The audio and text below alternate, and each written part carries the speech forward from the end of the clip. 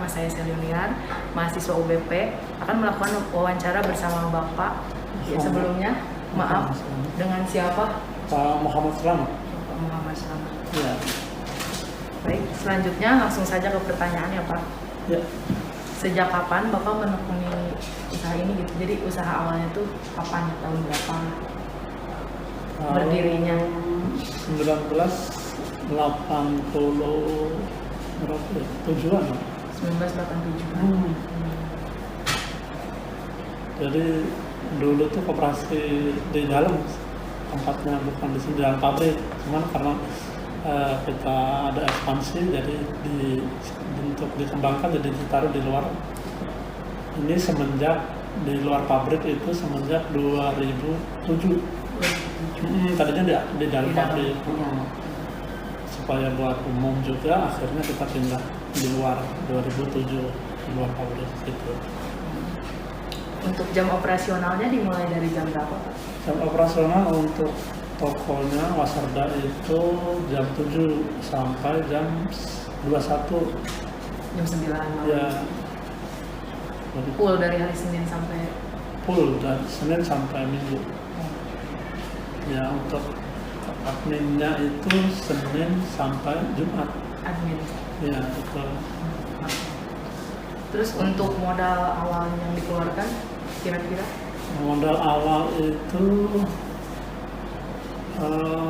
ini ya, kita kan untuk anggota yang masuk ke sini itu kan dipotong tiap bulannya itu 50.000 itu, jadi ya itu yang dijadikan modal ke kita gitu.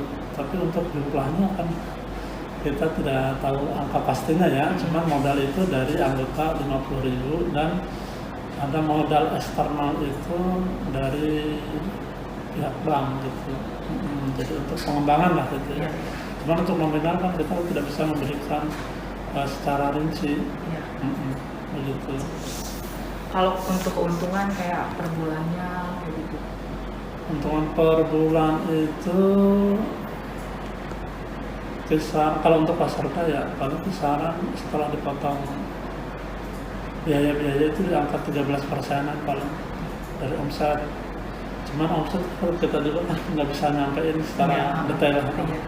Tapi kisarannya kita setelah dipotong biaya-biaya kisaran di 13%-an.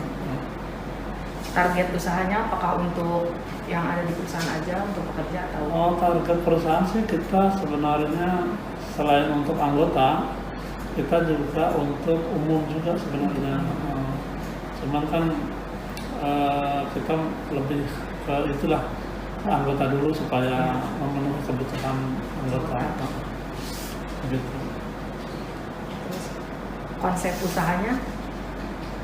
Konsepnya sih ya kita masih di lingkup Wasarda aja ya. Wasarda yang ini cuman kan apa namanya, di sini kan kredit dan cash ya. Jadi kalau kredit ya kita untuk anggota, tapi kalau yang cash itu untuk anggota dan umum juga ada. Terus di sini juga ada beberapa unit dari koperasi selain Wasarda ini sebenarnya. Ada bengkel, ada alat berat, ada jasa outsourcing juga ada, penyedia tenaga kerja juga ada, terus klinik dan apotek. Tapi pada intinya sih kita menyediakan kredit untuk anggota, walau ada yang sekali potong dan ada yang angsuran pula gitu. Jadi lebih meringankan sebenarnya. Iya. Inovasi kedepannya untuk menghadapi pesaing itu gimana ya Pak?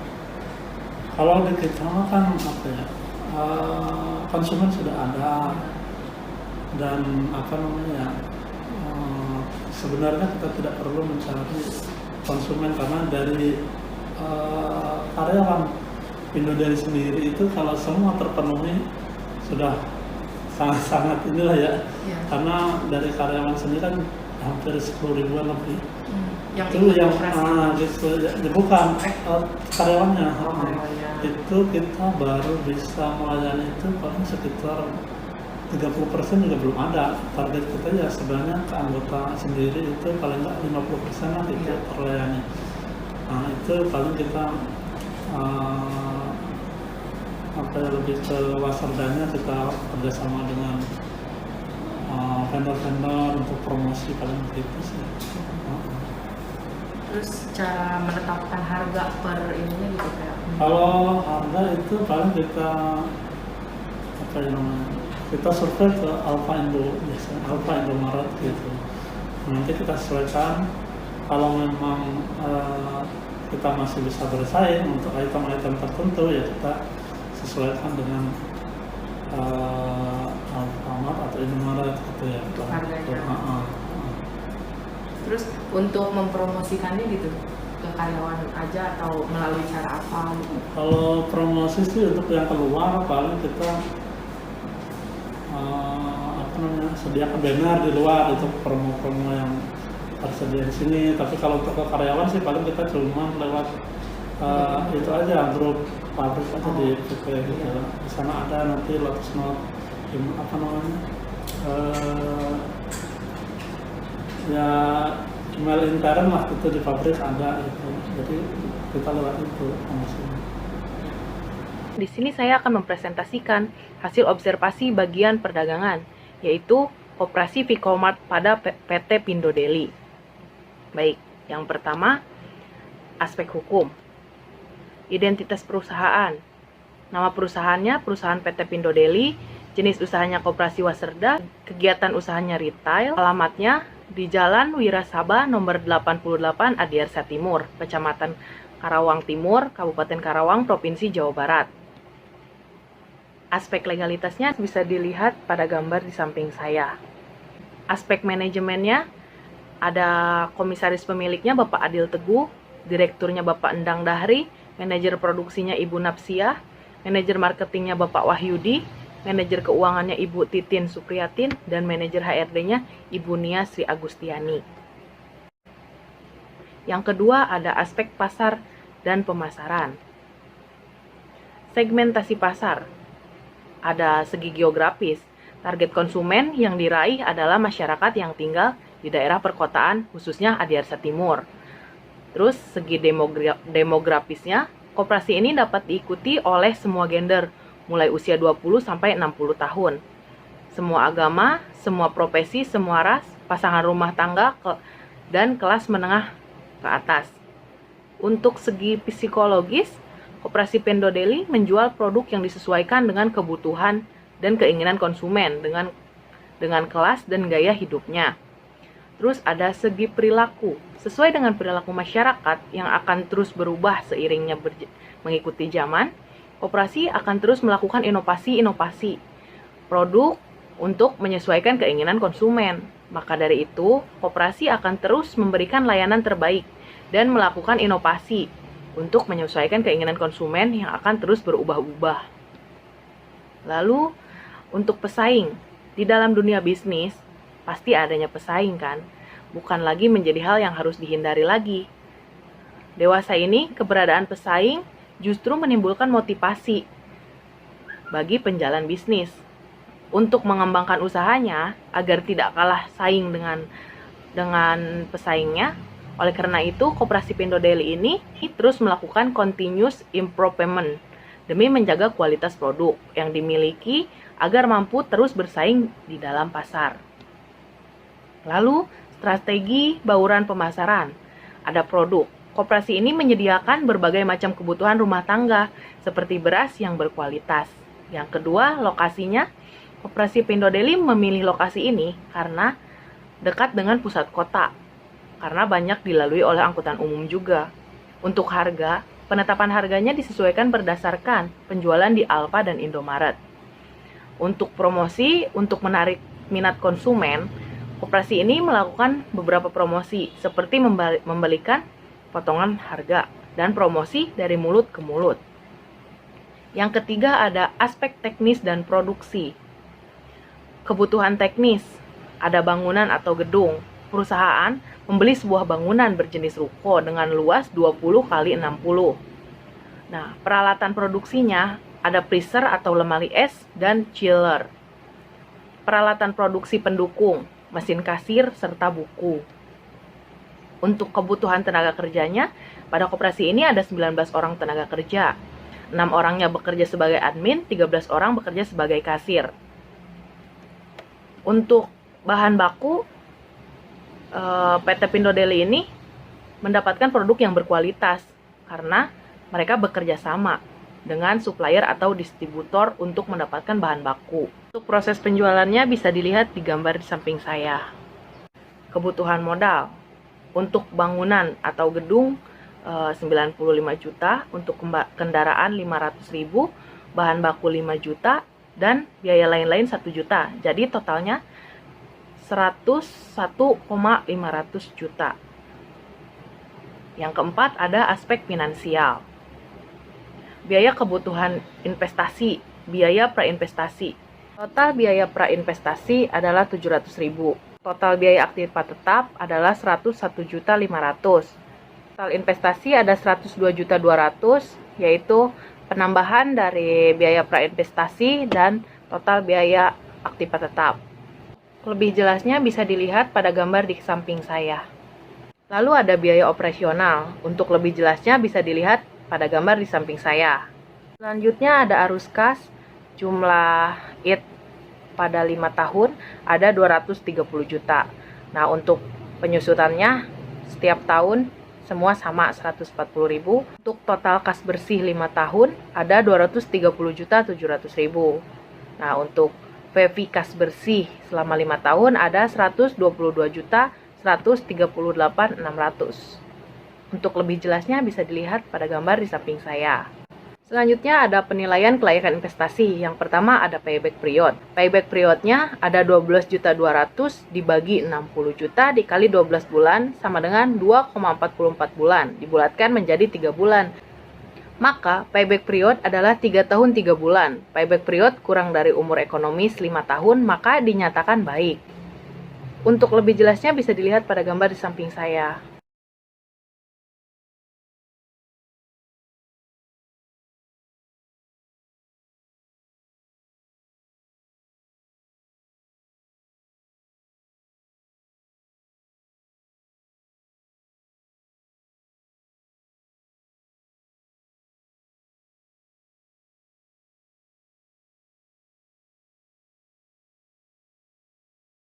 NPV, total PV kas bersihnya 122.138.600.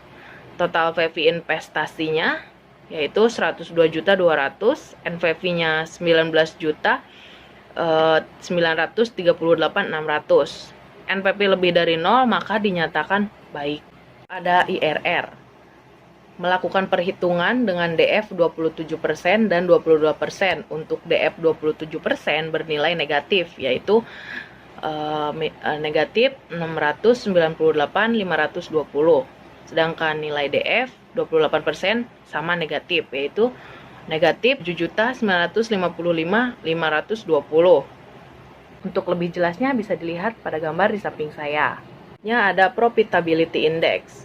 P1-nya sama dengan 101.500,420 dibagi 102.200 dikali 100% sama dengan 0,99 kali dibulatkan menjadi 1 kali. P1 lebih besar dari 1 maka diterima baik. Kesimpulan aspek keuangan, ada alat ukur. Yang pertama payback period, hasil ukurnya 3 tahun 3 bulan, hasil pengukurannya 4 tahun, keterangannya baik. Nah, lalu yang kedua ada ARR, average rate of return. Hasil pengukurannya 1%, hasil pengukurannya 50%, keterangannya baik. Nah, yang ketiga ada NPV, net present value. Hasil pengukurannya 19.938.600. Hasil pengukurannya 100 juta, keterangannya baik. Yang keempat ada IRR, internal rate of return. Hasil pengukurannya 29,4%, hasil pengukurannya 24%, dinyatakan baik. Yang terakhir ada profitability index. Hasil pengukurannya 1 kali, hasil pengukurannya 1,1 kali, keterangannya baik. Yang terakhir kesimpulan. Berdasarkan beberapa aspek yang telah dikaji, koperasi sudah termasuk dalam kategori perusahaan yang layak untuk dijalankan karena koperasi ini sudah memiliki legalitas yang sah dan sesuai aturan. Selain itu, dalam segi teknis dan produksi, koperasi ini sudah sangat rapi dan juga dilihat dari segi keuangan, perusahaan ini memiliki keuntungan yang cukup besar. Akan tetapi dalam segi pemasaran perlu adanya masukan dari konsumen dan juga para mitra perusahaan agar perusahaan dapat terus melakukan continue improvement. Sekian dari saya. Terima kasih.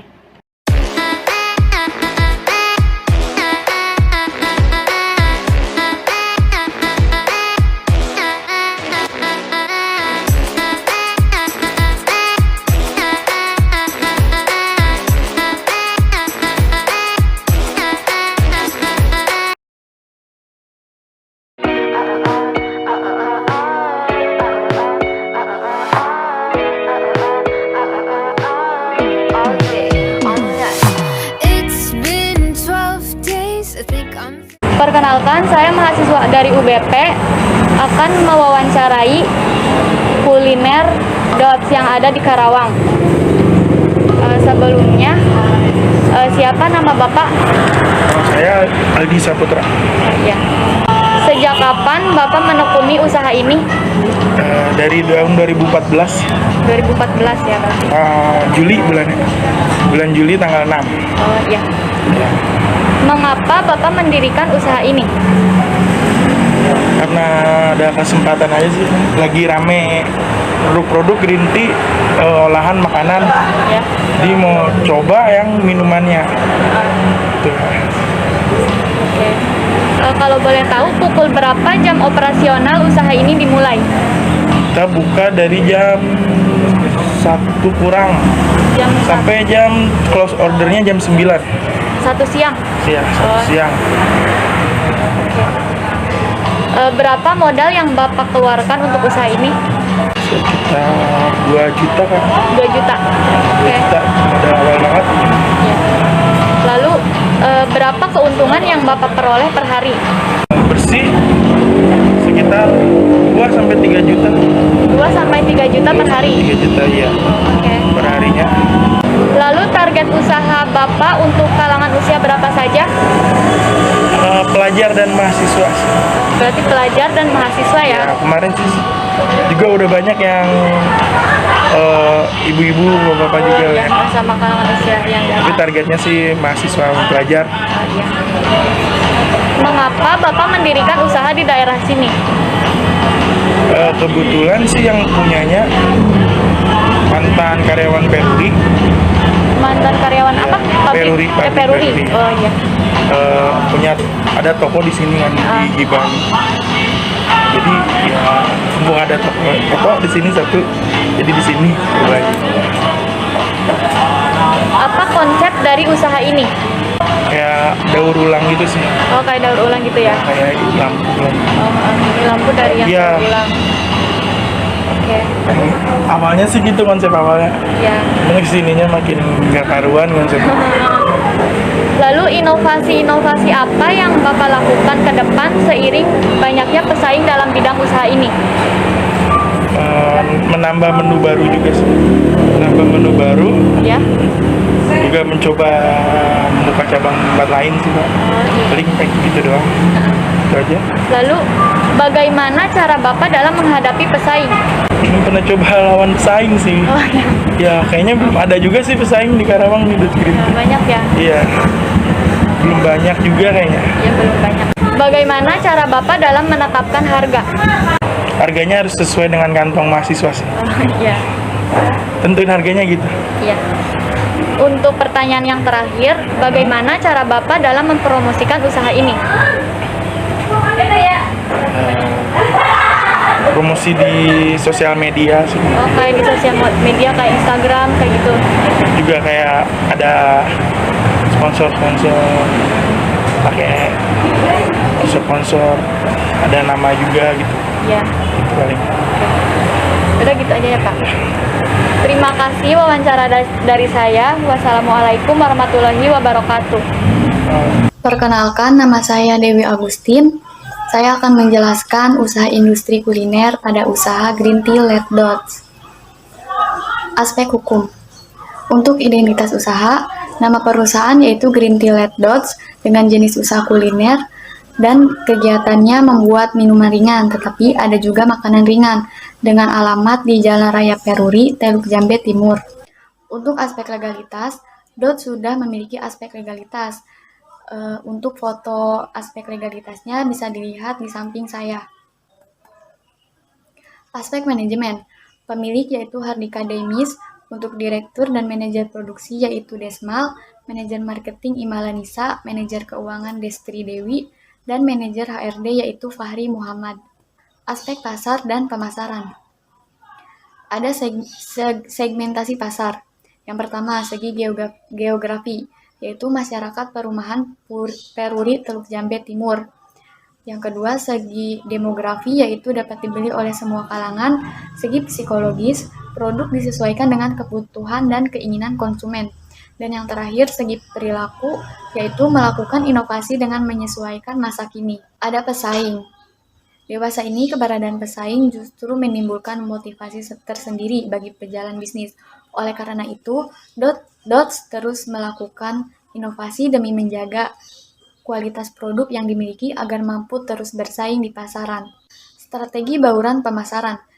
Yang pertama ada produk, yaitu menjual makanan dan minuman dengan harga yang relatif murah tetapi bahannya berkualitas. Yang kedua lokasi. DOTS memilih lokasi yang berada pada pusat kota. Yang ketiga harga. Harganya menyesuaikan dengan kantong pelajar dan mahasiswa, yaitu sekitar 10.000 sampai 30.000. Yang terakhir ada promosi. DOTS melakukan promosi seperti diskon di media sosial dan dari mulut ke mulut. Aspek teknis dan produksi. Untuk kebutuhan teknis, di sini ada bangunan atau gedung. DOTS memiliki tanah milik pribadi, kemudian dibangun sebuah bangunan seperti kedai dengan luas 4 kali 10 meter persegi. Dan untuk peralatan produksi dan peralatan produksi pendukung bisa dilihat pada tabel gambar di samping saya. Bahan baku utama. Bahan baku utama yang digunakan yaitu jenis serbuk minuman dan air mineral. Bahan baku pendukung, di sini DOTS tidak hanya menjual minuman, tetapi ada juga makanan seperti rice bowl, ketan susu, roti bakar, dan lainnya. Penyedia bahan baku. Untuk berbagai macam keperluan jenis bahan baku, DOTS membeli semua jenis tersebut di toko grosir. Kebutuhan tenaga kerja. Di sini ada 6 tenaga kerja, 2 orang bekerja sebagai part-time, 1 orang sebagai supervisor, dan 3 orang sebagai karyawan. Untuk proses produksi dan siklus produksi bisa dilihat pada gambar di samping saya. Kebutuhan modal. Bangunan atau gedung sebanyak 80 juta. Kendaraan sebanyak 200.000, bahan baku sebanyak 1.500.000 dengan total jumlah 81.700.000. Aspek finansial. Biaya kebutuhan investasi. Biaya prainvestasi seperti pengurusan keamanan sebesar 300.000 dan biaya aktiva tetap dengan total biaya 84.200.000 sehingga total investasi yaitu 84.500.000. Biaya operasional dengan total per bulan 15.300.000 rupiah dan total per tahun Rp145.100.000 dengan penyusutan umur ekonomis yaitu 8 tahun sehingga penyusutannya sebesar Rp350.000. Untuk arus kas. Tabel arus kas bisa dilihat pada gambar di samping saya dengan jumlah EAT yaitu Rp190 juta, kas bersih Rp192.800.000 dan PP kas bersih sebesar Rp86.634.550. Penilaian kelayakan investasi. Di sini ada payback period berada pada kas bersih tahun keempat sehingga payback period yaitu 4,08 bulan dibulatkan menjadi 4 bulan. Maka payback period adalah 4 tahun 4 bulan. Di sini umur ekonomis DOTS yaitu 8 tahun sehingga dinyatakan baik. Untuk average rate of return atau ARR dengan rata-rata EAT yaitu Rp23.750.000, rata-rata investasi sebesar Rp42.250.000 sehingga ARR yaitu rata-rata EAT dibagi dengan rata-rata investasi sehingga jumlahnya 56,2% dibulatkan menjadi 56%. Untuk net present value atau NPV, yaitu dengan total PP kas bersih sebesar Rp86.634.550 dengan total PP investasi yaitu Rp84.500.000, sehingga jumlah NPV sebesar Rp2.134.550, maka NPV lebih dari 0, maka usaha tersebut dinyatakan layak atau baik. Untuk internal rate of return atau IRR, dengan melakukan perhitungan 20%, nilainya positif yaitu 2.134.550 dan 21% dengan nilai negatif yaitu negatif Rp3.577.900. Untuk penjabaran perhitungannya bisa dilihat pada gambar di samping saya dengan jumlah IRR 20 ditambah 0,37% dengan jumlah 20,37% dibulatkan menjadi 20,4%. Dan untuk profitability index atau PI dengan jumlah PI Rp86.634.550 dibagi Rp84.500.000 dikali 100%, sehingga hasilnya 1,02 kali. PI lebih besar dari 1, maka usaha tersebut diterima atau baik. Sehingga kesimpulan aspek keuangan dapat dijelaskan untuk payback period dinyatakan baik karena umur ekonomisnya itu 8 tahun sehingga payback period kurang dari 8 tahun maka dinyatakan baik. Untuk ARR yaitu 56% maka dinyatakan baik. Untuk net present value atau NPV itu sebesar Rp2.134.550 maka dinyatakan baik. Untuk internal rate of return sebesar 20,4% dinyatakan baik dan profitability index atau PI sebesar 1,02 kali lebih besar dari 1 kali maka dinyatakan baik. Sehingga untuk kesimpulan keseluruhannya berdasarkan aspek yang telah dikaji, usaha DOT sudah termasuk dalam kategori usaha yang layak untuk dijalankan.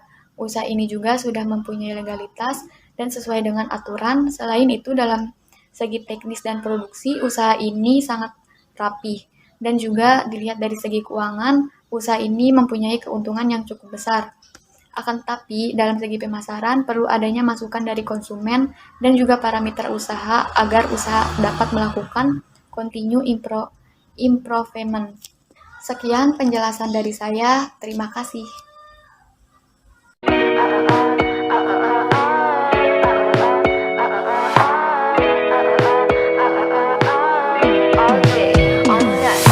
It's been 12 days, I think I'm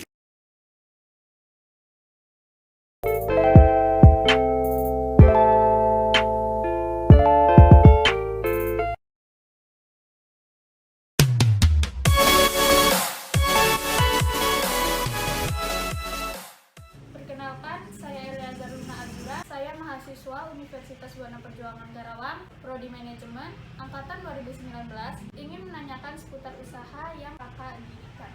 Sebelumnya, siapa nama kakak? Saya Ina Rahmarismawanti. Usaha ini sejak kapan kakak dirikan?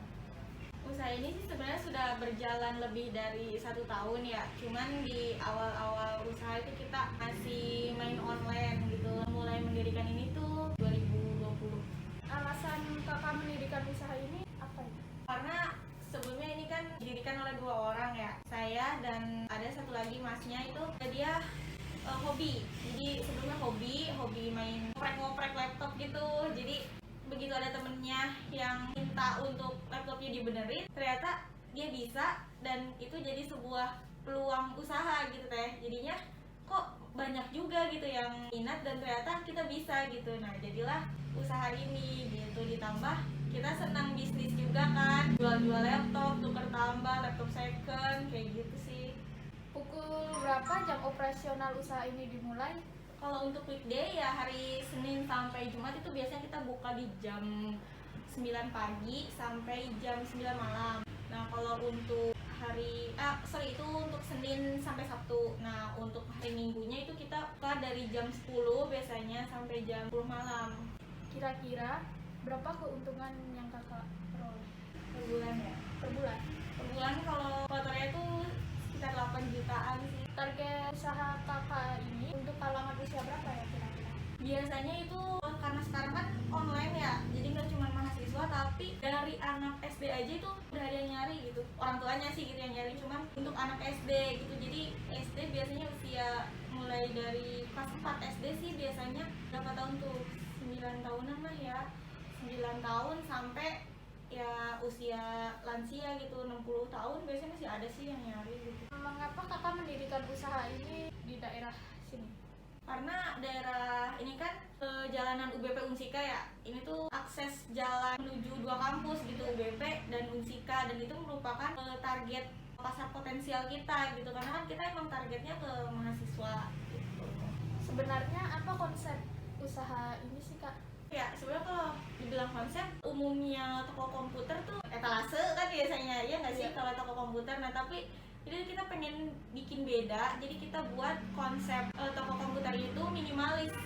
Kayak misalkan kita tuh mau ngurangin hal-hal yang bikin orang tuh nggak nyaman gitu kesini kak. Kayak ini kan suasana kalau kayak gini kan homey gitu ya, jadi orang kalau mau konsultasi kan enak gitu, adem dan gak banyak barang-barang di mana-mana gitu. Jadi kita ngurangin etalase ya kan. Kalau teteh lihat di sini mungkin di sini kita nggak ada etalase, cuma rak-rak kayak gitu doang, karena tujuannya itu sih supaya orang lebih nyaman aja gitu kalau mau konsultasi. Inovasi-inovasi apa yang kakak lakukan ke depannya seiring banyaknya pesaing dalam bidang usaha ini?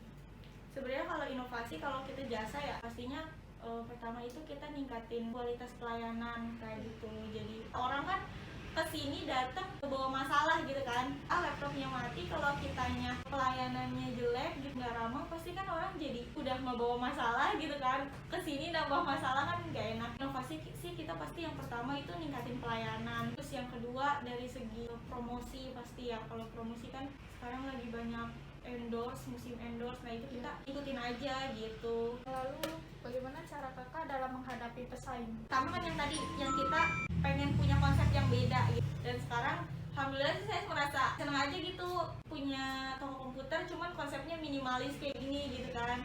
Orang juga dari luar juga, saya juga kalau lewat kadang ya pengennya nengok aja gitu, soalnya beda gitu kan. Ini kayak toko apaan sih gitu kan, komputer tapi bentukannya begini gitu, nggak ada etalase, nggak ada gitu. Nah itu yang menurut saya itu berbeda sih, dan beda dari pesaing yang lain gitu. Jadi sesuatu yang beda aja gitu dari pesaing-pesaing kita, walaupun jenisnya sama gitu kan komputer. Ya ini dari tempatnya ini gitu. Bagaimana cara kakak dalam menetapkan harga? Dalam menetapkan harga itu kan kita ada dua ya, jasa dan penjualan. Nah kalau penjualan itu biasanya kita ngikutin standar pasar aja sih. Tapi kalau misalkan jasa itu tergantung kerusakannya apa biasanya. Nah, nanti kita cek, kemudian kita kasih estimasi harganya ke customer. Kalau misalkan sudah oke, kita lanjut gitu. Pertanyaan terakhir, bagaimana cara kakak dalam mempromosikan usaha? Dalam mempromosikan usaha ya, yang pertama kita pastinya lewat sosial media ya. Kita tuh ada Facebook, ada Instagram, ada WhatsApp bisnis. Di WhatsApp bisnis itu ada katalog, di situ ada barang-barang kita. Terus kalau misalkan kita promosiin sesuatu itu di Instagram sih, di story gitu, sama di WA. Nah, terus yang kedua itu pemasaran dari mulut ke mulut. Nah ini sih yang paling banyak gitu yang kita rasain, ini sih yang paling banyak dari mulut ke mulut. Misalkan teteh servis laptop kesini, terus misalkan merasa puas gitu. Nah jadi kan kalau misalkan ada teman teteh punya keluhan laptop, pasti kan teteh nyaranin oh kesini aja. Ternyata pas datang ke sini si customer kita bilang oh saya dapat rekomendasi dari ini gitu. Sama melalui influencer biasanya. Kalau influencer udah ada dua sih. Yang pertama itu kita endorse ke Tenri Safira yang Putri Indonesia Jawa Barat itu ya. Terus sama Reni Febrianti yang Reni Beatbox itu sih paling kalau promosi. Sama 5 marketplace Facebook biasanya. Baik, segitu saja pertanyaan dari saya kak. Mohon maaf sebelumnya. Terima kasih ya kak. Iya, sama-sama. Perkenalkan, saya Eleazar Luna Azura dari kelas Manajemen 19A. Di sini, saya akan mempresentasikan hasil observasi pada usaha jasa perbaikan laptop yang bernama Recovery U Computer. Usaha Recovery U Computer ini beralamat di Jalan HS Ronggowaluyo, Sinarbaya, Puserjaya, Kecamatan Teluk Jambe Timur, Kabupaten Karawang, Jawa Barat. Kegiatan usaha ini adalah melayani jasa perbaikan laptop serta penjualan laptop.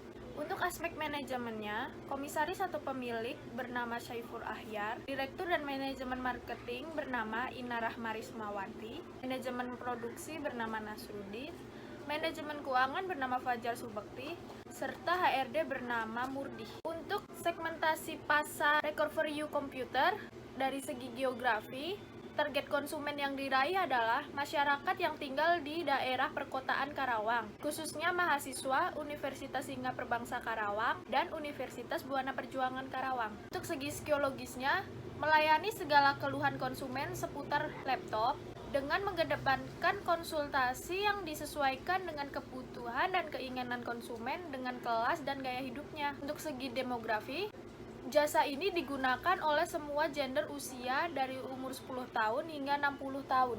Untuk segi perilakunya, Record for You akan terus memberikan layanan terbaik serta melakukan inovasi untuk menyesuaikan dengan kebutuhan dan kegunaan konsumen yang akan terus berubah-ubah.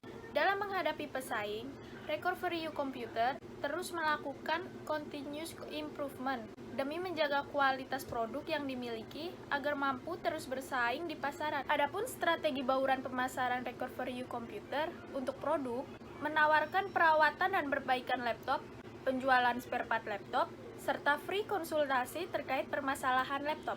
Record for You Computer memilih lokasi di Jalan HS Ronggowaluyo karena jalan tersebut merupakan akses menuju dua kampus, yaitu Universitas Lingga Perbangsa Karawang dan Universitas Buana Perjuangan Karawang yang sering dilewati mahasiswa. Untuk harga, disesuaikan berdasarkan harga servis dan harga jual. Harga servis didasarkan pada seberapa kerusakan dari komputer itu sendiri, sedangkan harga jual disesuaikan berdasarkan standar pasaran. Dalam melakukan promosi, Record for You Computer bukan cara dengan memberikan diskon, melalui media sosial, melalui mulut ke mulut, serta melalui influencer. Cakupan produksi Record for You Computer untuk mendapatkan hasil perbaikan laptop yang berkualitas, maka perlu memilih spare part dari supplier yang memiliki kualitas sangat baik dan terpercaya agar hasil yang diperoleh bisa sesuai dengan harapan konsumen. Selain pemilihan supplier, kualitas SDM juga sangat menentukan hasil dari layanan jasa yang dibutuhkan. Maka dari itu, dipilihlah orang-orang yang berpengalaman di bidangnya untuk menghindari loss quality control atau kurangnya kepuasan konsumen. Kebutuhan teknis. 1. Bangunan atau gedung. Record for You Computer menyewa bangunan berjenis ruko seluas 28 meter persegi. Bangunan ini cukup luas untuk bangunan jasa. 2. Peralatan produksi. Peralatan yang digunakan pada saat beroperasi yaitu berupa flash disk, hard disk eksternal, monitor, solder uap, mesin solder, dan obeng. 3. Barang pendukung. Barang pendukung yang digunakan Record for You Computer dalam melakukan operasinya adalah thermal grease, lakban, timah solder, cairan flux, dan bolt kit. 4. Pemilihan teknologi. Penggunaan teknologi untuk usaha ini akan menggunakan media flash disk sebagai alat untuk melakukan instalasi sistem operasi karena memiliki keunggulan dalam kecepatan proses instalasi dibandingkan penggunaan media lain seperti CD dan DVD. Pertimbangan lain pemilihan teknologi instalasi karena flash disk tahan lama dibandingkan dengan media instalasi lainnya. Untuk alur proses jasa bisa dilihat pada gambar di samping saya. 6. Kebutuhan tenaga kerja. Ada 3 orang tenaga kerja yang dimiliki oleh Record for You Computer, yaitu 1 orang sebagai teknisi, 1 orang sebagai customer service, dan 1 orang lagi sebagai advisor. Untuk siklus bisnis, dimulai dari permintaan perbaikan kerusakan laptop oleh konsumen. Setelah itu, tim teknisi melakukan perbaikan. Apabila tidak mengalami kerusakan perangkat keras, maka teknisi akan menyerahkan laptop yang sudah selesai diperbaiki ke konsumen. Namun, apabila memerlukan hardware replacement, maka teknisi menghubungi supplier untuk mengambil perangkat keras yang dibutuhkan. Selain itu, proses produksi penjualan spare part laptop dimulai dengan adanya permintaan dari konsumen, sehingga usaha jasa ini tidak memerlukan persediaan karena penjualannya dilakukan secara online. Tujuannya untuk menghindari biaya persediaan. Berdasarkan aspek produksi, maka rencana pembangunan usaha ini layak diterima karena terdapat input yang selalu tersedia. Produksi berupa konsep siklus bisnis dengan teknologi yang tepat dan output produksi berupa jasa yang nantinya laku di pasar. Untuk kebutuhan modal yang diperlukan Record for You Computer adalah sebagai berikut. Bangunan atau gedung per tahunnya sebesar 20 juta rupiah. Kendaraan per tahunnya sebesar 10 juta rupiah. Alat servis sebesar 15 juta rupiah. Stok laptop sebesar 15 juta rupiah. Biaya lain-lain sebesar 10 juta rupiah. Total kebutuhan modal yang diperlukan adalah sebesar 70 juta rupiah. Untuk biaya prainvestasi, pendirian CV, dan pengurusan izin-izin yang diperlukan adalah sebesar 7 juta 500 rupiah. Total biaya aktiva tetap sebesar 60 juta rupiah. Biaya operasional keseluruhan sebesar 15 juta 990 ribu rupiah. Untuk alur kas bisa dilihat pada gambar di samping saya. Untuk penilaian kelayakan bisnis, perhitungan payback period bisa dilihat pada gambar di samping saya. Pengembalian modal atas usaha ini selama 2 tahun 8 bulan bisa dihitung layak diterima. Untuk perhitungan average rate of return atau ARR, berdasarkan hasil akhir didapat nilai NPV sebesar Rp163.265 atau yang bernilai positif, artinya rencana usaha ini layak dioperasikan. Untuk perhitungan internal rate of return atau IRR, berdasarkan hasil akhir didapat nilai IRR sebesar 34%. Artinya, rencana usaha ini layak dioperasikan karena RR harus lebih besar dari 20%. Untuk perhitungan profitability index atau PI, bisa dilihat pada gambar yang menyatakan bahwa PI lebih besar dari 1, maka dapat diterima atau baik.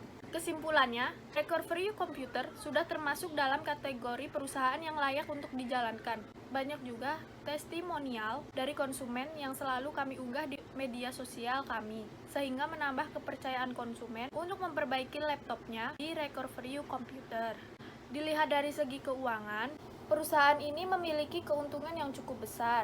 Namun, dalam segi kualitas jasa, Record for You Computer harus selalu melakukan inovasi dalam menambah skill SDM agar perusahaan dapat terus melakukan continuous improvement. Sekian hasil presentasi observasi pada usaha jasa Record for You Computer. Terima kasih.